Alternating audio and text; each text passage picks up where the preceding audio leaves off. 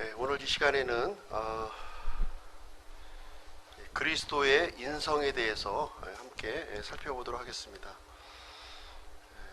본 내용은 미들타운 철치 홈페이지에 있는 성경 공부 내용을 이제 함께 살펴보고 있는데요. 지난 시간에 그리스도의 신성에 대해서 함께 살펴보는 시간을 가졌습니다. 구약 성경에 보시면 이제 하나님의 이름이 스스로 존재하시는 분, 전능하신 여호와 하나님, 이렇게 이름이 이제 칭호를 존귀하신 칭호가 있는데요. 이 존귀하신 칭호를 예수 그리스도께서 그대로 사용하심으로 말미암아 동일한 신격을 가지신 하나님이라고 하는 사실을 우리에게 알려주고 있습니다. 많은 성경 구절들이 예수님은 하나님이시다 하는 사실을 증거해주고 있습니다. 지난 시간에 신성에 대한 내용을 우리가 살펴보았고요.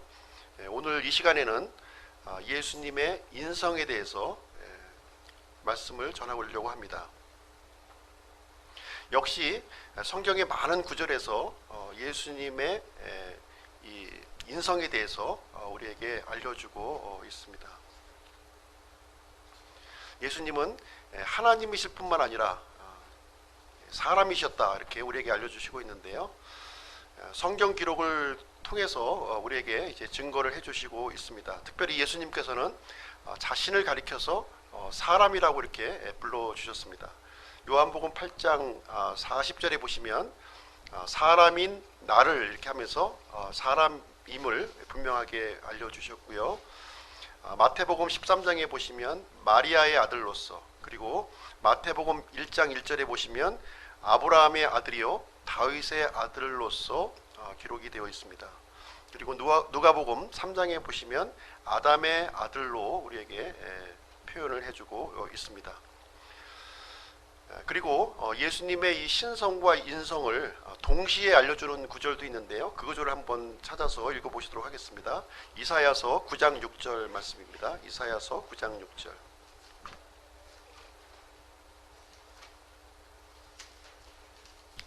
이사야서 9장 6절.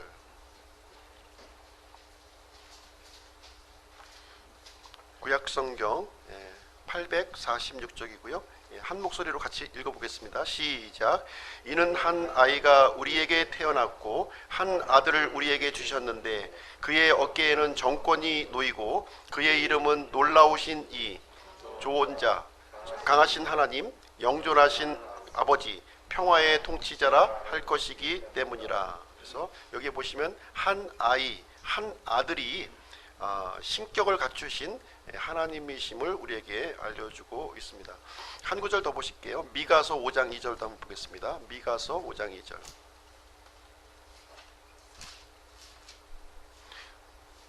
미가서 5장 2절. 같이 한번 읽어보겠습니다. 시작.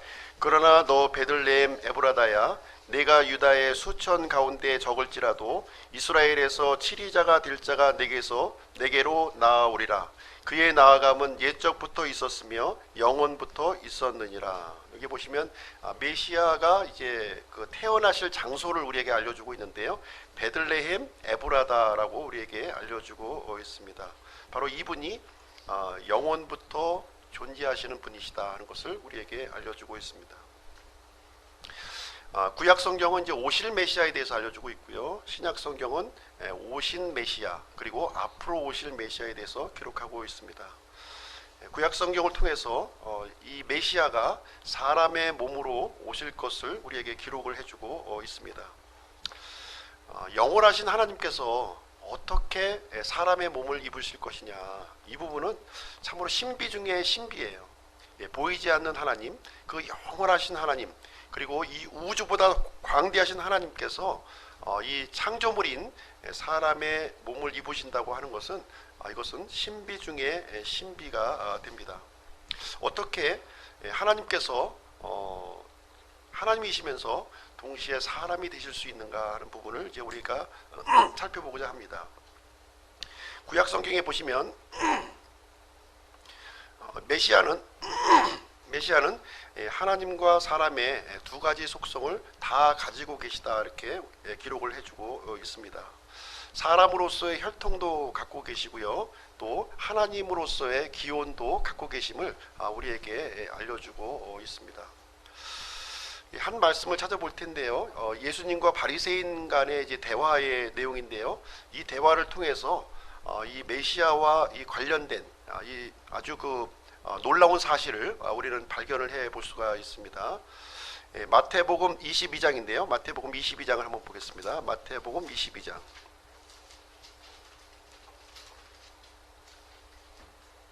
마태복음 22장 41절부터 46절까지 말씀입니다. 41절부터 46절. 한 절씩 교독하면서 읽으실게요. 41절. 바리새인들이 함께 모였을 때 예수님께서 그들에게 물어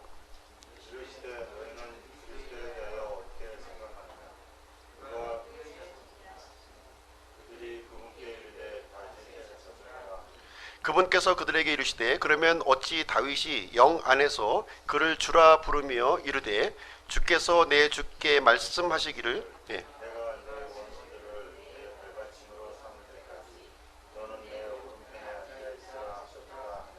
그러면 다윗이 그를 주라 부를진대 어찌 그가 그의 자손이 되겠느냐 하시니.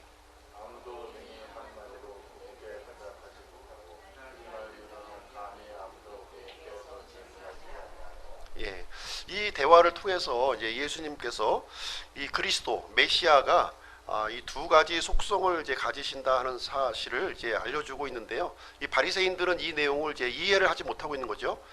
이 메시아가 다윗의 자손으로 오신다고 하는 사실은 성경 기록을 통해서 알았지만 성경 기록에 다윗이 메시아를 향하여 주라고 고백하는 내용을 어떻게 설명하겠느냐 이렇게 예수님께서 물어보니까 여기서 답변을 하지 못하는 모습을 이제 우리는 보게 되는 것입니다.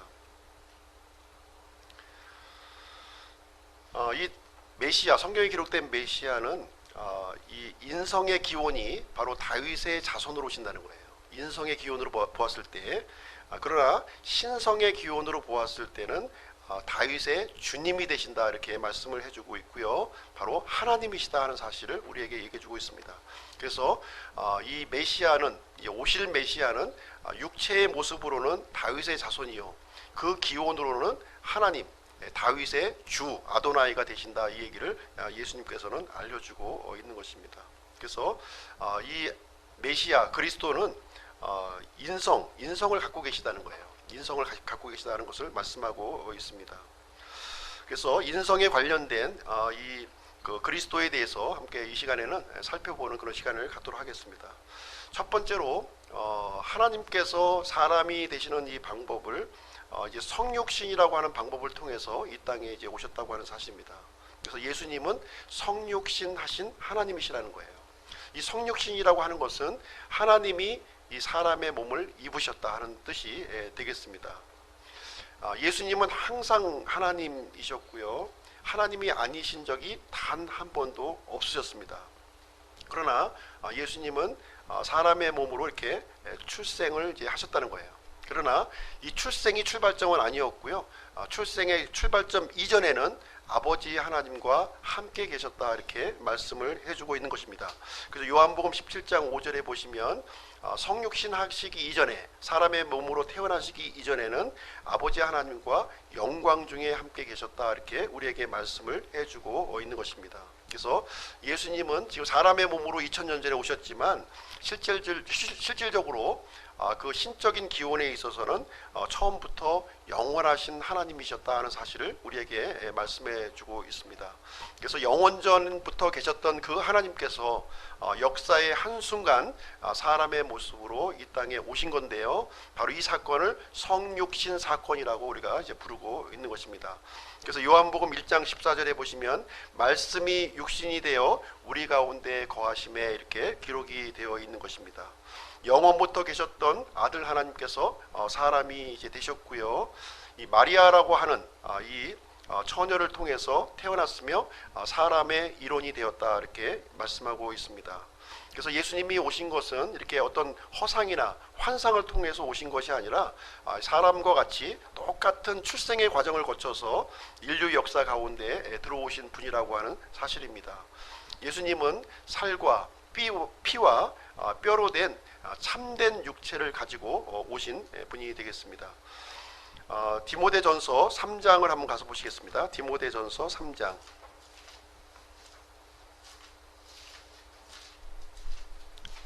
디모데전서 3장 16절입니다. 디모데전서 3장 16절. 같이 한번 읽어보겠습니다. 시작. 논쟁의 여지가 없이 하나님의 성품의 신비는 위대하도다. 하나님께서 육체 안에 나타나시고 성령 안에서 의롭게 되시고 천사들에게 보이시고 이방인들에게 선포되시고 세상에서 믿기시고 영광 속으로 올려져서 영접을 받으셨느니라. 그래서 하나님의 성품의 신비에 대해서 지금 이제 기록된 하나님의 말씀인데요. 하나님께서 육체 안에 나타나시고 성육신 하신 사건을 우리에게 말씀해 주고 있고요. 성령 안에서 의롭게 되시고, 이것은 부활하신 사건을 우리에게 알려주고 있습니다. 그리고 천사들에게 보이시고 예수님의 이 죽음과 부활을 영적인 존재들에게 보이셨다는 거예요.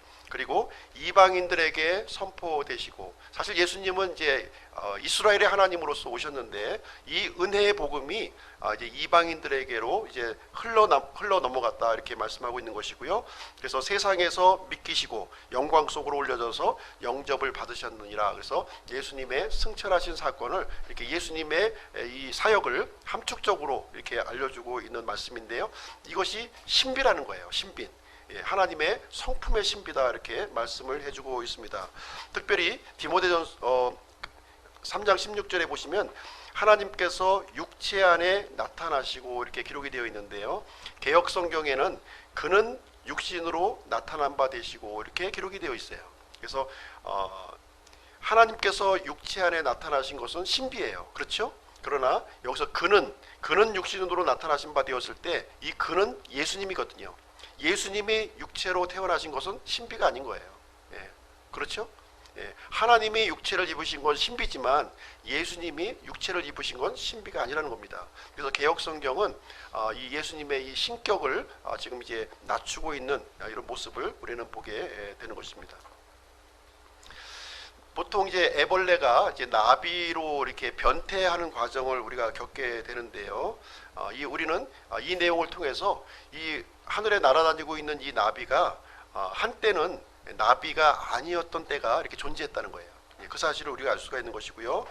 아들 하나님이 사람이 되셨다 하는 것은 무슨 얘기냐면 예수님께서 사람이 아니었던 그때가 존재했다 하는 것을 우리가 함축적으로 말씀을 해주고 있는 것입니다. 그러나 예수님은 항상 하나님이셨다는 거예요. 사람의 몸을 입으셨을 때도 하나님이셨고요. 사람의 몸을 입기 전에도 하나님이셨습니다. 항상 하나님이셨습니다. 이 영원전에 계셨던 이 하나님께서 2000년 전에 사람의 몸을 입으셨는데요. 사람의 몸을 입으셨음에도 불구하고 여전히 하나님으로서의 그 속성과 신격을 유지하고 계셨다, 이렇게 우리에게 말씀을 해주고 있는 것입니다.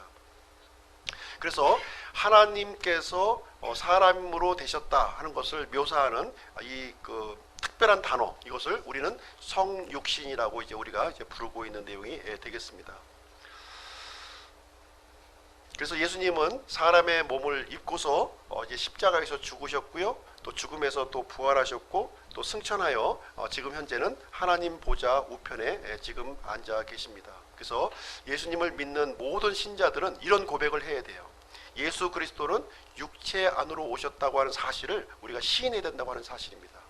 하나님께서 사람의 몸을 입고 이 땅에 오신 분이 바로 예수 그리스도시라고 하는 사실을 우리는 고백을 할 수 있어야 되겠습니다. 이 예수님께서는 이 사람의 몸을 입으신 이유는 뭐냐면 구약의 모든 예언들을 성취하시기 위해서 이 땅에 오신 것입니다. 그래서 예수님은 사람의 몸을 입고 이 땅에 오실 때 아무도 몰래 은밀하게 오신 것이 아니라 실제적인 장소, 실제적인 시간에 이렇게 오셨습니다. 역사적인 사실로 오셨다는 것인데요. 특별히 마태복음 2장 1절에 보시게 되면 헤로드 왕 때에 예수께서 유대 베들레헴에서 나심에 동방으로부터 백사들이 예루살렘에 이르러 말하되, 그래서 예수님이 출생하신 시점이 헤로드 왕 때에 출생하셨고요. 그 장소는 유대 베들레헴 땅이다, 이렇게 말씀을 해주고 있습니다. 그래서 보이지 않는 하나님이 사람의 몸을 입으셨을 때 역사 가운데 오셨고 구체적인 시간과 장소 가운데 우리와 함께 하셨다고 하는 사실을 우리에게 말씀해 주고 있습니다. 두 번째로 예수님은요, 사람이시면서 동시에 하나님이셨다는 거예요. 사람이시면서 동시에 하나님이셨다. 예수님께서 이 사람의 몸을 입으셨지만 여전히 하나님으로서의 그런 신격과 속성을 가지셨다고 하는 사실입니다. 그래서 예수님은 완벽하게 두 본성을 가지신 거예요. 완벽한 하나님으로서의 본성, 또 하나님으로서의 본성, 이 두 가지 속성을 완벽하게 가지신 분이 되겠습니다. 그래서 예수님께서 사람의 몸을 입고 이렇게 죽으셨고 부활하셨고 승천하셨지만 이 성육신 하신 이후에는 여전히 사람의 이 본성을 계속 가지셨습니다. 그래서 디모데전서 2장 5절에 보시면 예수님을 이제 하나님과 사람 사이의 중재자다, 이렇게 우리에게 말씀을 해주고 있는 것입니다. 하나님과 사람 사이에 이런 중재자가 되기 위해서는 하나님의 속성도 가지셔야 되고 또 사람의 속성도 동시에 가져야만 그것이 가능하다는 거예요. 한쪽 속성만 만약에 가졌다면 중재자가 될 수가 없었던 것입니다. 그래서 예수님은 하나님의 속성 또 이 사람의 속성 두 가지를 가짐으로 말미암아 하나님과 사람 사이에 이런 중재자가 되실 수가 있게 되었습니다. 나중에 예수님께서 재림하시게 되는데요, 그때는 영광스러운 모습으로 오시게 됩니다. 왕들의 왕이요 주들의 주로 이렇게 오신다고 했지만 여전히 그때에도 사람의 아들로 이렇게 불려질 것을 우리에게 말씀해 주고 있습니다. 그래서 예수님은 영원토록 하나님이시며 동시에 사람이심을 우리에게 말씀을 해주고 있습니다. 세 번째로 완전한 사람으로 오셨다는 거예요. 완전한 사람, 그냥 껍데기만 사람의 모습을 입으신 것이 아니라 진짜 사람의 모습으로 오셨음을 우리에게 말씀해 주고 있습니다. 예수님께서 예수님의 모습을 이렇게 성경을 통해서 살펴보게 되면 이상하거나 낯선 모습이 아니었다는 거예요. 어떤 모습이었냐면 팔레스타인 땅에 살고 있었던 유대인의 모습, 평범한 유대인의 모습을 가지셨습니다. 이 사마리아 사람들이 이 예수님을 바라보았을 때 단박에 유대인이라고 하는 사실을 알 수 있을 정도의 그런 그 평범한 유대인의 모습을 가지셨습니다. 모든 면에서 예수님은 진정한 사람의 그 모습을 가지고 있었는데요, 사람과 예수님 사이에 단 한 가지 차이점이 있었습니다. 그것은 무엇이냐면 예수님에게는 죄가 없으셨다는 거예요. 단지 사람과의 차이점은 죄가 없으신 분이었다 하는 것을 우리에게 말씀을 해주고 있습니다. 그래서 죄 없으신 이 사람으로 오셨고요, 우리의 거룩한 구원자가 되어 주셨습니다. 그래서 예수님은 이 모든 과정을 우리가 살펴보게 되면 예수님은 우리와 똑같이 출생의 과정을 겪으셨다는 거예요. 근데 독특한 출생이었습니다. 마리아로부터 처녀 탄생이라는 방법으로 이 세상에 죄 없이 출생을 하셨습니다. 그리고 두 번째는 예수님은 실제적인 조상을 가졌다는 거예요. 우리 사람과 똑같이 실제적인 조상을 가졌습니다. 어머니 마리아를 통해서는 육신적인 계보를 가지셨고요, 아버지 요셉을 통해서 양아버지를 통해서는 영적인 계보를, 법적인 계보를 이렇게 갖게 되었습니다. 그리고 예수님은 우리와 사람과 똑같이 성장하는 과정을 이렇게 겪으셨어요. 성장하는 과정을 겪으셨습니다.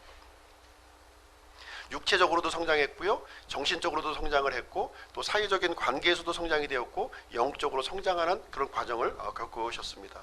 30년 동안 무명의 사적인 생애를 이렇게 사셨던 모습을 우리는 알고 있습니다. 그리고 예수님은 실제적인 피와 실제적인 살을 가지셨다는 거예요. 예수님이 이 지상 생활을 하실 때 우리 사람들이 겪었었던 똑같이 배고픔도 겪으셨고요, 또 갈증도 겪으셨고, 또 피곤함도 느끼셨고, 여러 가지 고통도 겪으셨습니다. 하나님이 사람이 되었기 때문에 어떤 사람은 고통을 못 느끼셨을 것이다 이렇게 말하는 사람이 있습니다. 사람으로서 받아야 될 모든 고통을 그대로 다 받으셨습니다. 그리고 예수님은요, 가족을 또 가지셨어요. 가족. 부모뿐만 아니라 최소한 또 4명의 남자 형제와 2명 이상의 누이 동생을 이렇게 가지고 있음을 기록하고 있습니다. 그리고 예수님은 직업이 또 있으셨어요. 직업. 양아버지가 이제 목수였는데요, 그 가업을 이어받아서 목수로 이렇게 또 불리어지셨습니다. 그리고 예수님은 시험을 받으셨어요. 사람이 받아야 될 모든 시험을 이제 다 받으셨고요. 그러나 이 모든 유혹을 승리하셨습니다. 그러나 그 모든 유혹을 받았음에도 불구하고 죄를 짓지 않는 그런 삶을, 우리와 다른 삶을 살아주셨습니다.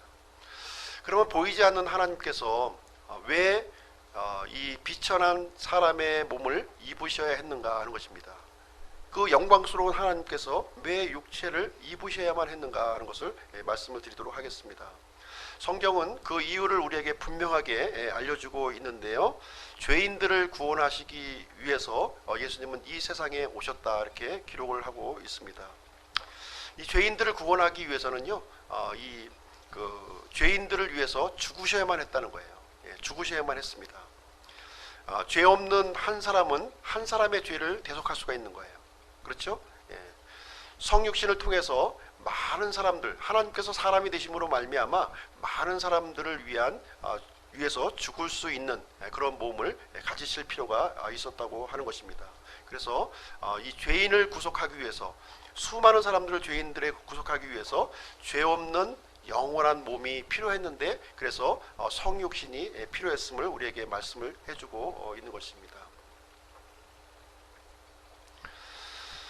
그래서 빌립보서 2장 6절에 보시면 그분은 하나님의 형체로 계심으로 하나님과 동등함을 강탈로 여기지 아니하셨다 이렇게 말씀하고 있습니다. 그래서 사람의 몸을 입으신, 이 비천한 사람의 몸을 입으셨음에도 불구하고 그 하나님으로서의 신격과 그 본성은 여전히 하나님과 동등하셨다고 하는 것을 얘기해주고 있습니다. 그 동등함을 이렇게 강탈, 빼앗는 것으로 여기지 않았다 이렇게 우리 그 빌립보서 2장 6절에 이렇게 기록이 되어 있습니다.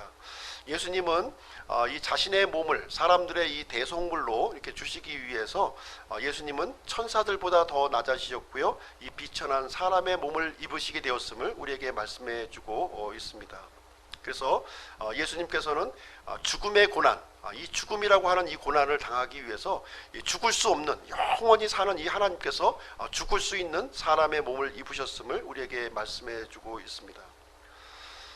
그래서 예수님은 사람이 되셨으므로 죽음을 맛볼 수 있으셨고요, 또 사람이 또 이 맡고 있는 이 고난을 이제 당할 수 있는 그러한 몸을 입게 되었습니다. 그래서 인류의 죄를 대속할 수 있는 그런 길이 열리게 되었음을 우리에게 말씀해 주고 있습니다.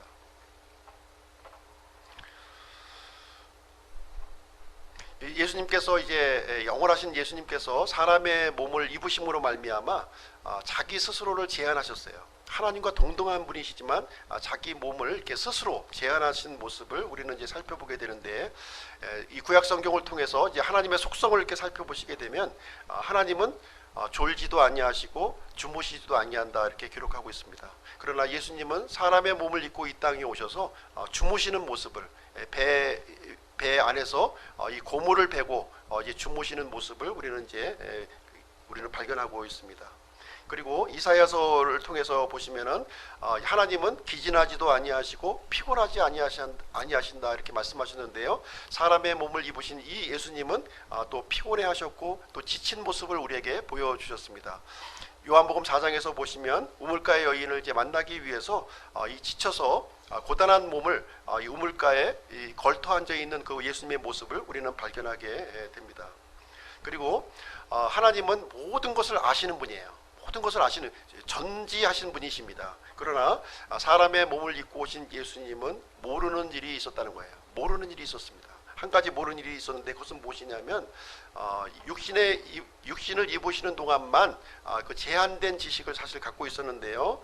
마태복음 13장 32절에 보면 그 날과 그 시각은 결코 아무도 알지 못하나니 하늘에 있는 천사들도 알지 못하고 아들도 알지 못하며 아버지만 아시느니라, 이렇게 기록이 되어 있어요. 그래서 이 재림하시는 이 시각을 육체를 입으신 예수님은 이제 알지 못했다, 이렇게 성경은 우리에게 알려주고 있는 것입니다. 그래서 공생의 기간 동안을 사는 이 예수님은 자신을 이렇게 제한하셨던 모습, 그 엄청난 그 신격을 스스로 제한하신 모습을 우리는 발견하게 됩니다. 그래서 예수님은 완전한 사람, 진짜 사람으로 오셨기 때문에 주무실 수 있었고요, 또 피로하셨고요, 또 먹고 마실 필요를 느끼고 계셨습니다. 그리고 재림하실 때 그 시기를 이제 그 공생의 기간 동안에는 알지 못했다, 이렇게 기록을 하고 있는 것입니다. 그래서 하나님은 죽으실 수 없는 그 하나님이신데 죽으시기 위해서 사람의 몸을 입으셨다고 하는 사실입니다. 왜 죽을 수 있는 이 영광스러운 하나님께서 죽을 수 있는 사람의 몸을 입으셨을까요? 그 이유는 뭐냐면 사람들을 사랑하셨기 때문에 그렇다, 이렇게 말씀하고 있습니다. 하나님께서는 사랑이시기 때문에 이 죽을 수 있는 이 사람의 몸을 기꺼이 입으셨다는 거예요.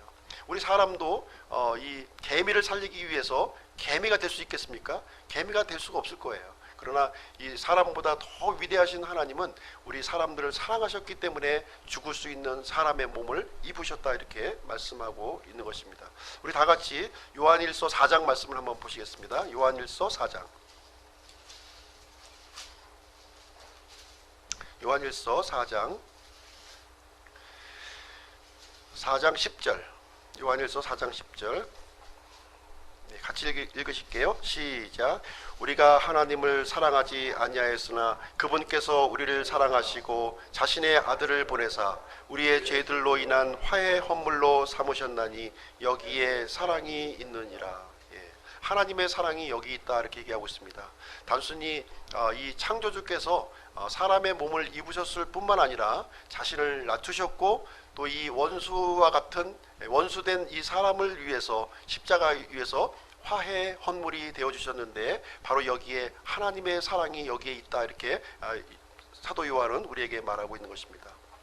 마지막으로 예수님은 어떤 분이시냐면요, 우리 나를 알고 나를 돌보실 수 있는 분이시라는 거예요. 육체를 입고 있는 우리 사람들을 돌보실 수 있는 분이라고 하는 사실입니다. 예수님께서는 사람으로서 겪어야 할 모든 일을 다 겪으신 분이십니다. 사람의 이 처한 상황을 누구보다도 잘 아시는 분이십니다. 예수님은 하나님이시지만 영화로운 가운데 하나님이시지만 우리 사람들의 처지를 누구보다도 잘 아시는 분이시다, 이렇게 말씀을 해주고 있습니다. 그래서 예수님은 직접 이 사람 세계에 들어오신 분이시고요, 사람이 겪어야 될 모든 경험들을 친히 이렇게 경험하신 그러한 분이심을 우리에게 얘기해주고 있습니다. 히브리서 4장 15절 말씀해 보시면 우리에게 계신 대제사장은 우리의 연약함의 감동을 몸소 느끼지 못하시는 분이 아니요 모든 점에서 우리와 똑같이 시험을 받으셨으되 죄는 없으신 분이시니라, 이렇게 기록을 하고 있습니다.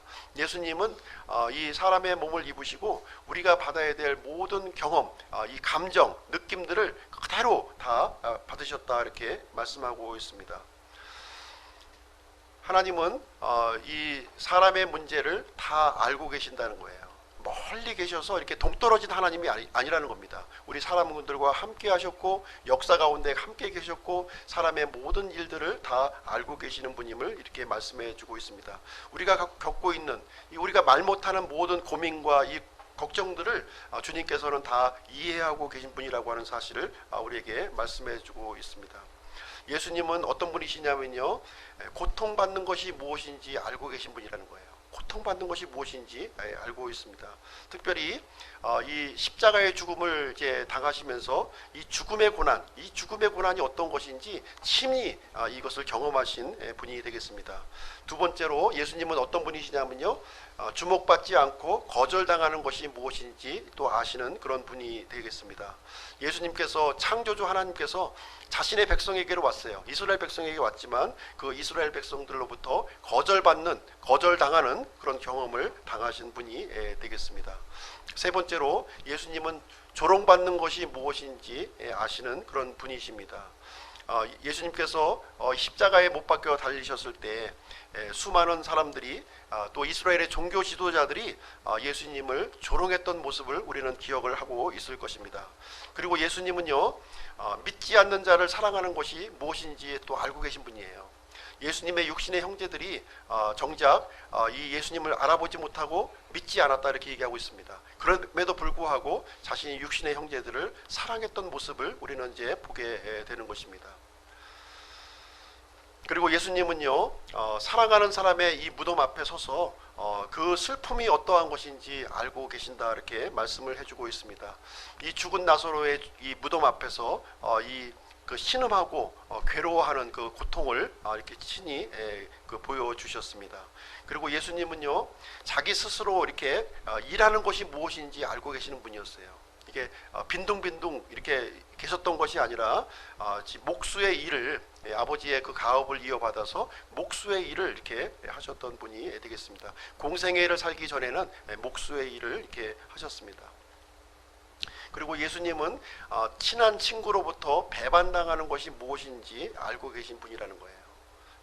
그래서 유다가 이제 마지막에 예수님을 겟세마네 동산에서 자신의 정체를 드러내고 그 예수님을 배반하는 그 경험을 직접 당하시게 되었습니다.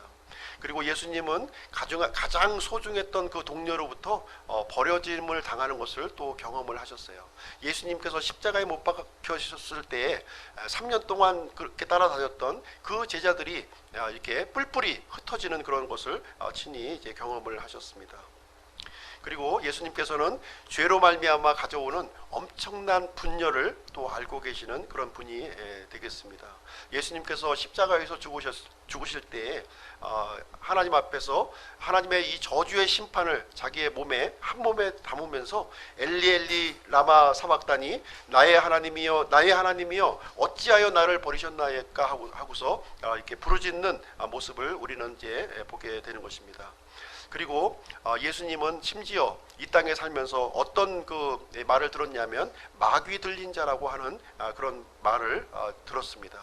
창조주 하나님께서 이 창조물들에게 조롱당하고 심지어 마귀 들린 자라고 하는 그런 말을 들었다고 하는 사실입니다. 이러한 모든 이 고난과 이런 이 부당함을 우리를 사랑하는 마음으로 다 감당하셨고요. 3년 반의 그 생애를 이렇게 보내신 모습을 우리는 보게 되는 것입니다. 결론을 내리도록 하겠습니다. 예수님은 완전한 하나님이셨고요. 뿐만 아니라 완전한 사람이셨다 이렇게 우리에게 말씀을 해주고 있습니다. 예수님은 우리 사람들이 걸어야 될 그 인생의 길을 앞서서 경험하신 그런 분이십니다. 그 길은 매우 험난했고요. 그렇지만 모든 위험을 다 극복하면서 이렇게 살아감으로써 사람으로서의 본을 우리에게 친히 이렇게 보여주셨습니다. 지금 이 시간에는 이제 하나님 보좌 우편에서 대제사장으로서 우리를 위해서 중보하고 계신다고 하는 사실입니다. 우리는 이 대제사장이신 예수님께 우리의 모든 문제를 그분께 아뢰 수 있고요. 또 그분을 또 이렇게 또 바라며 또 위로를 우리가 구할 수 있을 것입니다. 그래서 우리의 이 대제사장님께 우리에게 말 못할 말이 없을 것이고요. 또 아뢰지 못할 내용이 없을 것입니다. 그분께 우리의 속사정을, 모든 것을 경험했던 또 이해했던 그분 앞에 우리의 속사정을 들고서 나아갈 수 있으리라고 생각을 합니다.